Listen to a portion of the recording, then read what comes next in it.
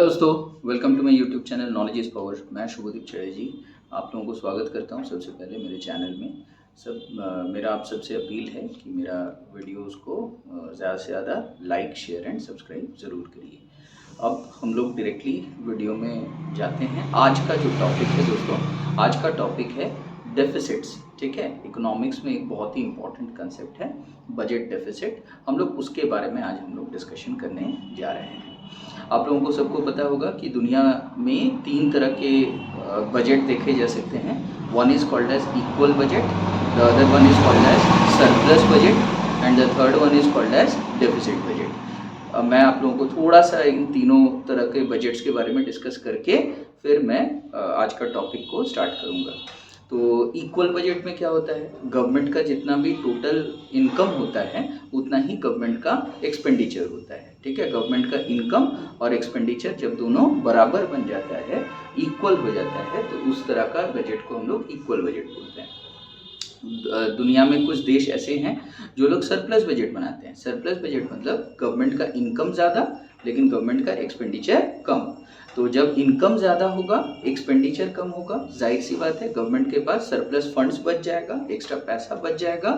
तो इस तरह का बजट को हम लोग कहते हैं सरप्लस बजट। और तीसरा तरह का बजट होता है डेफिसिट बजट। डेफिसिट बजट वो उस केस को बोला जाता है जब गवर्नमेंट का एक्सपेंडिचर जो है वो गवर्नमेंट के इनकम से ज़्यादा हो जाता है। मतलब गवर्नमेंट के पास इनकम कम हो जाता है और गवर्नमेंट का एक्सपेंडिचर ज़्यादा हो जाता है। इंडिया जैसे डेवलपिंग कंट्रीज़ में हम लोग जो बजट बनाते हैं, हमारा सरकार जो बजट बनाता है वो डेफिसिट बजट है, क्योंकि हम लोगों को इकोनॉमिक डेवलपमेंट का बहुत ज़्यादा ज़रूरत है। तो हम गवर्नमेंट क्या करता है, इकोनॉमिक डेवलपमेंट को पुश करने के लिए ज़्यादा से ज़्यादा एक्सपेंडिचर करने का कोशिश करता है। क्योंकि आप सबको पता है कि गवर्नमेंट का एक्सपेंडिचर लोगों के लिए इनकम जनरेट करेगा, लोगों का लिविंग स्टैंडर्ड्स और ज़्यादा अच्छा होगा। तो गवर्नमेंट भर भर के एक्सपेंडिचर करता है, लेकिन गवर्नमेंट देखता है कि एक्सपेंडिचर का तो हम लोग पूरा फिक्स कर लिए हैं, लेकिन गवर्नमेंट देखता है कि गवर्नमेंट का इनकम जो है वो काफ़ी हद तक कम हो जाता है। तो एक गैप क्रिएट हो जाता है, एक गैप क्रिएट हो जाता है बिटवीन एक्सपेंडिचर और इनकम। आप यूँ समझ लो, इसको हम लोग देशी भाषा में बोलते हैं आमदनी अठन्नी खर्चा रुपया। तो गवर्नमेंट का वो सिचुएशन हो जाता है, आमदनी गवर्नमेंट के लिए कम हो जाता है और इनकम जो है, जो एक्सपेंडिचर है वो ज़्यादा हो जाता है। तो ऐसे हालत में एक ये जो गैप है, इस गैप को क्या कहते हैं, इस गैप को कहते हैं दोस्तों फिस्कल डेफिसिट। ध्यान से सुनिएगा, बहुत ही इंपॉर्टेंट कंसेप्ट है फिस्कल डेफिसिट। तो फिस्कल डेफिसिट का जो गैप है गवर्नमेंट कैसे उसको पूरा करेगा, इसको लेकर के सेपरेटली हम लोग डिस्कस करेंगे। पहले आज के वीडियो में क्या क्या इसका जो कंपोनेंट्स है, फिस्कल डेफिसिट क्या है, उसके कंपोनेंट्स कैसे हैं, उसको हम लोग आज के क्लास में हम लोग डिस्कस करने जा रहे हैं। तो fiscal deficit is the difference between government's total expenditure and total revenue.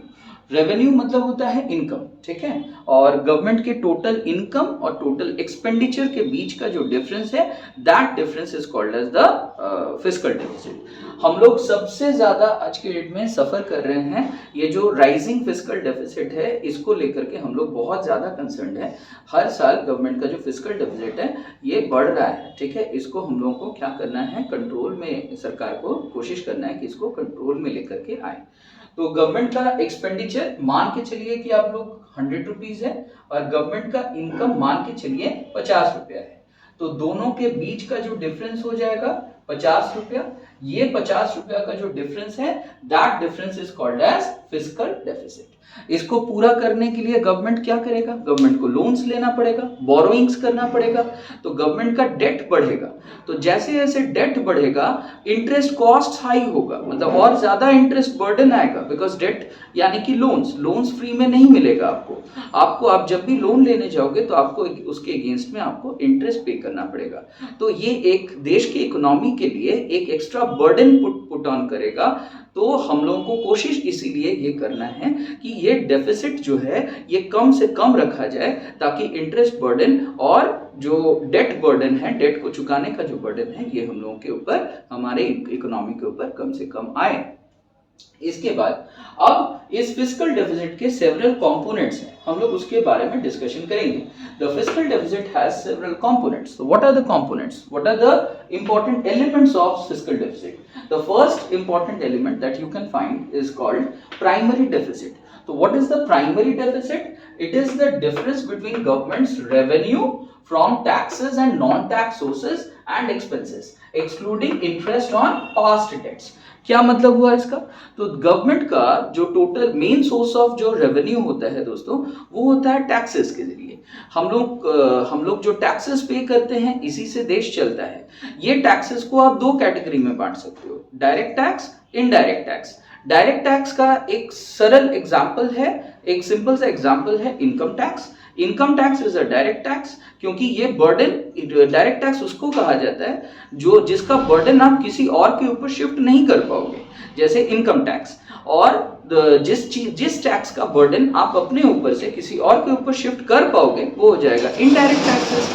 Indirect taxes का एग्जांपल हो गया आपका goods and services tax, GST वगैरह, कस्टम्स ड्यूटीज। तो ये सारे टैक्सेस गुड्स के ऊपर लगता है, सर्विस के ऊपर लगता है, तो इसीलिए इन टैक्सेस को हम लोग कहते हैं इनडायरेक्ट टैक्सेस। तो गवर्नमेंट का जो मेजर सोर्स ऑफ रेवेन्यू है वो टैक्सेस के जरिए आता है। उन पैसों से ही सरकार इकोनॉमिक ग्रोथ एंड डेवलपमेंट के बारे में सोच सकता है, उसको इकोनॉमिक ग्रोथ एंड डेवलपमेंट करती है। तो इन टैक्सेस के अलावा भी गवर्नमेंट के और भी दूसरे सोर्सेज ऑफ इनकम होते हैं which are called as non tax sources. For example, मान लीजिए कि आप घर बनाना चाहते हो, आपको घर बनाने के लिए आपको नक्शा पास करना होगा। तो नक्शा पास करने के लिए आपको एक सर्टेन फीस पेमेंट करना होगा, वो एक नॉन टैक्स रेवेन्यू हो गया। फिर और क्या हो सकता है, जैसे आप घर जब खरीदना चाहते हो तो आपको क्या करना होगा, घर खरीदते समय आपको रजिस्ट्रेशन कराना पड़ेगा।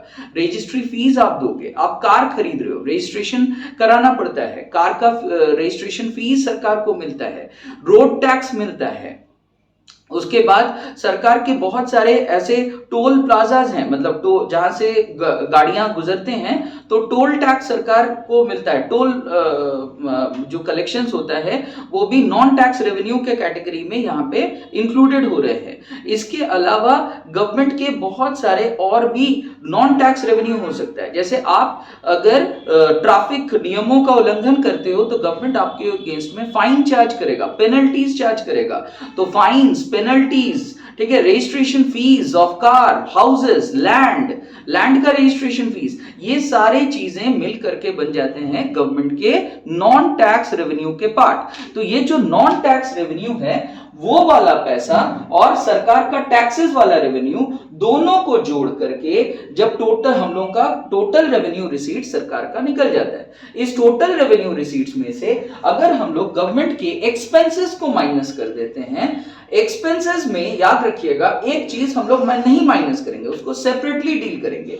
एक्सपेंसेस सारे के सारे अगर माइनस हो जाएंगे, except interest on past debt, सरकार जो उधार लिया हुआ है अपने फिस्कल डेफिसिट को मैनेज करने के लिए सरकार को उधार लेना पड़ता है, तो उस उधार के अगेंस्ट में, उन लोन्स के अगेंस्ट में, उन बोरोविंग्स के अगेंस्ट में सरकार को इंटरेस्ट पे करना पड़ता है। तो जो इंटरेस्ट सरकार पे करेगी ऑन पास्ट डेट्स, उसको अगर टोटल एक्सपेंस में से हम लोग फॉर द टाइम बिंग हटा के रखते हैं, उसको सेट असाइड करके रखते हैं, तो जो डिफरेंस बचता है between governments taxes and non tax revenue and all of its expenses will be considered as the primary deficit। इसका फॉर्मूला देखिए मैंने आप लोगों को लिखवाया, तो फॉर्मूला क्या है, primary deficit is equal to government's revenue from taxes, सरकार का revenue from taxes plus government's revenue from non tax sources minus government's expenses excluding interest on past date.